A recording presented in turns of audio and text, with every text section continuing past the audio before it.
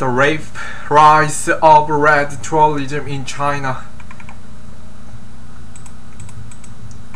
CNN.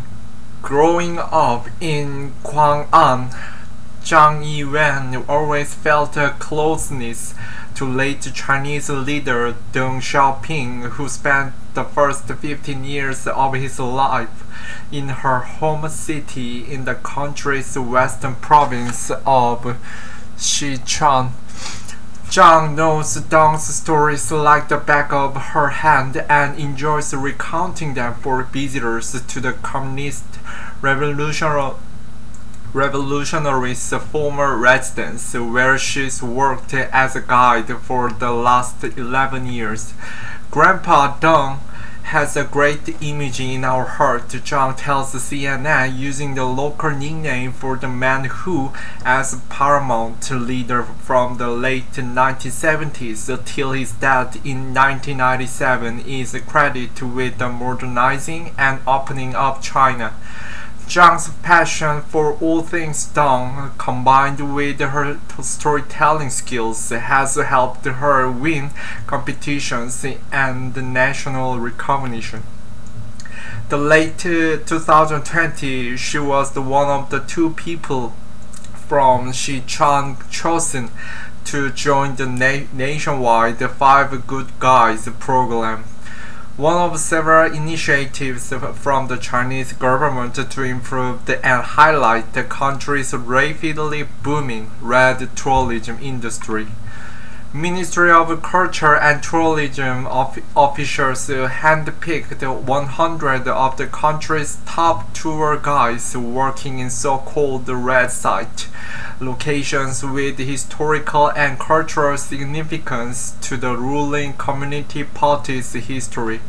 The chosen ones traveled to Beijing to receive further training aimed at equipping them with skills to be, as the government puts it, a firm inheritor of the red gene and a wonderful storyteller of red stories, a vivid interpreter of the red spirit, a loyal disseminator of the red culture, and a powerful leader of the red trend.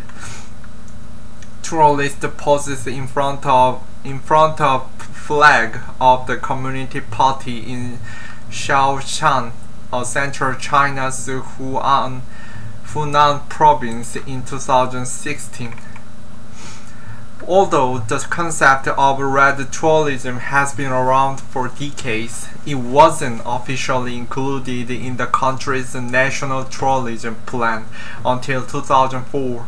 Some analysts say it presents a doctored version of history, others going so far as to call it outright brainwashing.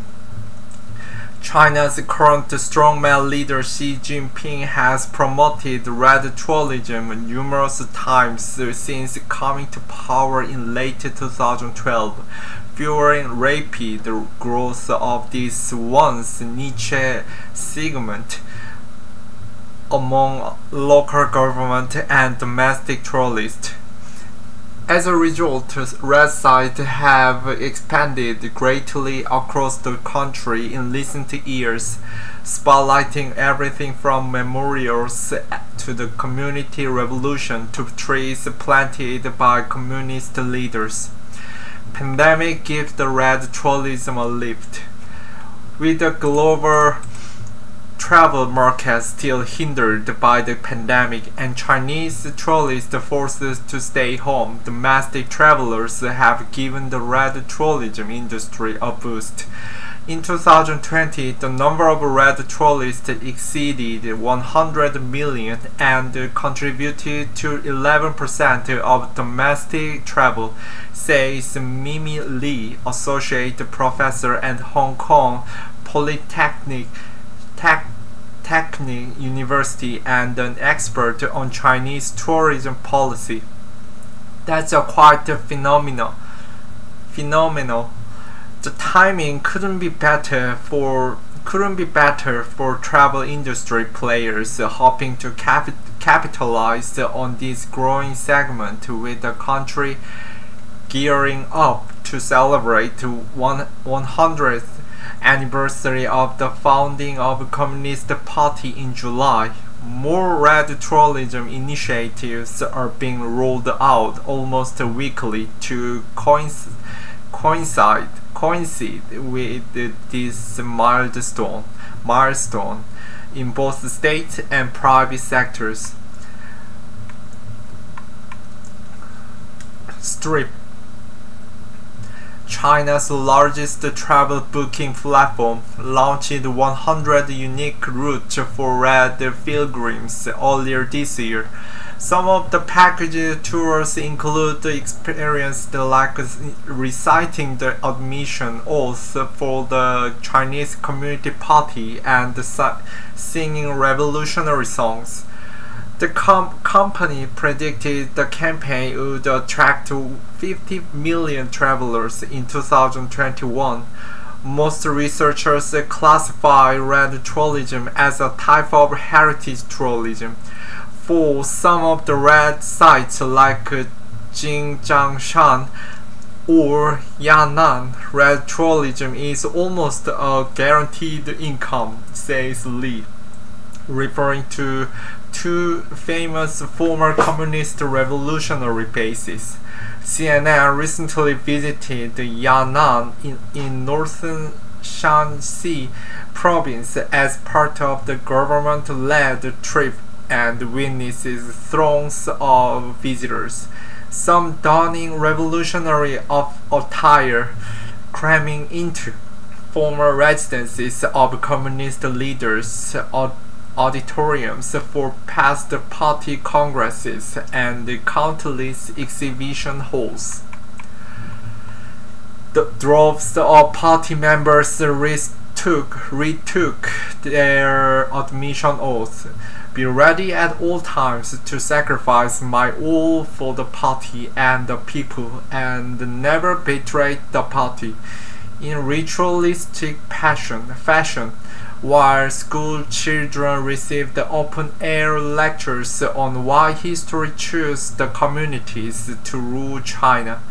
Unsurprisingly, Yan'an officials are eager to promote their city's biggest selling point with bold investment. A shiny airport, rows of new hotels, and even billboards advertising the incoming opening of the Starbucks dot the former economic backwater. Their effort appears to have paid off before the pandemic. In 2019, more than 73 million visitors flocked to the city of just over 2 million residents, nearly doubling the tourist figure just 3 years earlier. With the COVID-19 virus mostly contained with China, Yan'an tourism bounced back during the week-long May Day holiday this year, with tourist spending almost surpassing that in the same period before the pandemic, according to local authorities. Changing the demographics. Li, the Hong Kong professor, says that when the first red tourism wave kicked off, it mainly focused on education, a compulsory activity for government officials and students, but the market has changed. We see more and more tourists visiting those sites, but not because they are asked to do so, but just because they want to do so, she says. And these red travelers are getting younger. According to data from travel platform Tongcheng Yilong, travelers aged 21 to 30 made up 40% of bookings and searches related to the red tourism segment over the recent May Day holiday.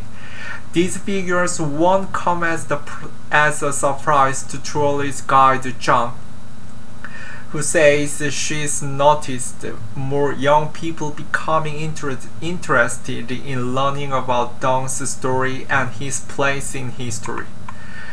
When she first started her job at Deng's birth home, most young visitors only took a casual look at the displays, but now most of them hire guides and pay close attention to our personal stories about Dong, she says. Improved facilities and services, creative souvenirs, and the use of technology may have helped make red sites more appealing to younger generations. But some say the main driver is an increased focus on national pride and identity. Young people nowadays are more proud and confident and identify more strongly with our nation and country, Zhang says. They want to learn how China grew from a full country to what it is today. Li noticed that research shows young Chinese are displaying a greater appreciation than ever for national brands, from skincare to fashion. They want to use the product produced in the country and they want to know the country better, she says. Chen Su-na of students at Beijing's Capital University of Economics and Business visited the city's Museum of the War of Chinese People's Resistance Against Japanese Aggression with her friends in November 2020. She tells CNN that what impressed her the most was the depiction of the Nanjing massacre. The scene was very tragic, said Chen. Every item in the museum is proof of the story that earlier generations wrote with their blood. But we don't immerse ourselves in the emotion of revenge. Rather, we are alerted that our nation needs to rise up and strengthen itself to resist all invaders. The dark side of red tourism. While learning their own national history is a huge draw for tourists around the world, the difference is that red sites almost always offer one-sided storytelling. Critics say these sites focus on the perseverance of the communist leaders and their glorious triumphs, overlooking their sometimes catastrophic failures while even twisting historical fact. The Chinese regime would certainly like to promote red tourism for both the commercial and ideological purposes, says Simon Sen, an influential political commentator from Hong Kong and founder of international relations company Local Learning Offices. Each regarded as a core subject of patriotic education. How effective it is, that's another question. But Hong Kong academic Lee insists that using historic sites and attractions as a means to educate citizens isn't exclusive to China. What the country lags behind in, she says, is sophisticated marketing. In other countries like in the US, they do it very implicitly, says Lee. I think it is something the Chinese government should pay attention to or spend more time and effort on. It really doesn't feel very good if you sense you are asked to believe something.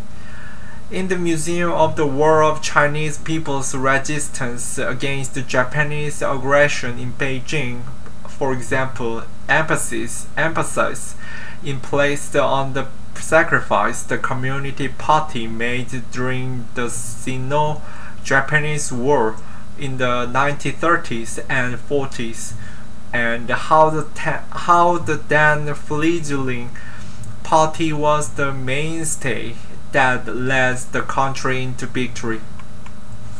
On the history page on each official website, the museum alleges the Kuomintang the dominant ruling party of Kuomintang, the dominant ruling party of China from 1928 to 1949, displayed the lack of willingness to stand up against the Japanese invasion, calling out its passive resistance effort in the war. That's a claim rejected by many researchers outside mainland China. Zhang Yu, Sweden-based Secretary General of the Independent Chinese PEN Center, says in the interview with the Voice of America earlier this month that red tourism is effective in making its visitors believe in the community version of truth through subtle indoctrination.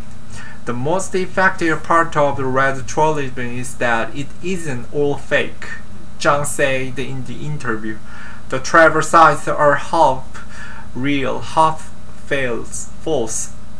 The most important purpose is to make people believe that without the community party, this country is over.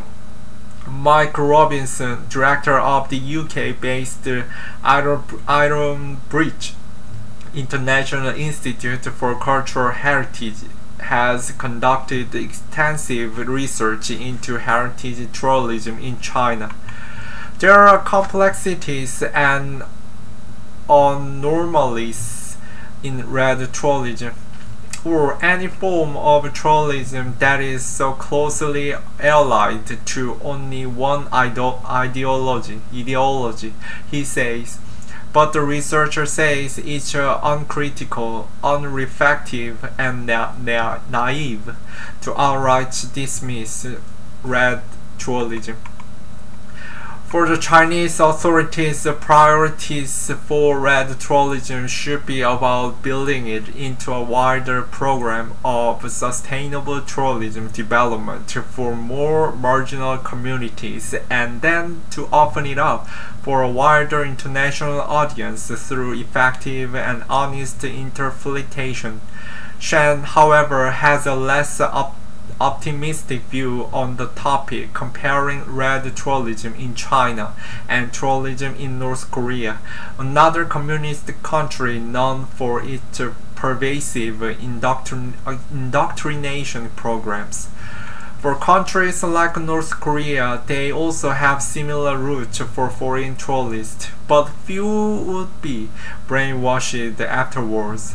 More frequently, the tourists would have very different thoughts, he says.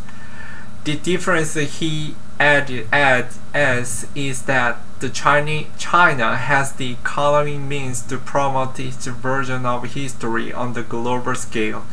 As a result, some tourists visiting those sites might become part of CCP's propaganda machine if they cannot receive the proper debriefing in advance or afterwards, using red tourism to reduce the poverty. But Robinson, who has published a report on tourism and sustainability for UNESCO, notes the link between Beijing's sustainable development goals and red tourism growth and concrete benefits for local communities. Guang'an is one such example. Deng's former residence was the first red site in Sichuan to be awarded a 5A rating, the highest tourism ranking in China. Renovations and upgrades has been carried out since the early 2000s. It's now a 3.90 square kilometer tourist complex of attractions, including a museum, a lake, and a square with a bronze statue. With its present scenery and abundant produce, Guang'an's red tourism appeal has helped the local businesses prosper. In 2017, it was one of the first groups of countries counties in Sichuan to be lifted out of absolute poverty. In 2019, the city of less than half a million residents welcomed more than 3 million visitors. Tourism policy, for what its worth, is driven by economics, says Robinson. It is not by chance that red tourism is closely linked to programs of rural regeneration, agricultural diversification, and improving local livelihoods. It's also a constant reminder to visitors and locals alike that the Community Party is in charge of everything in China, as Xi likes to say. Additional reporting by Stephen Zhang in Yan'an.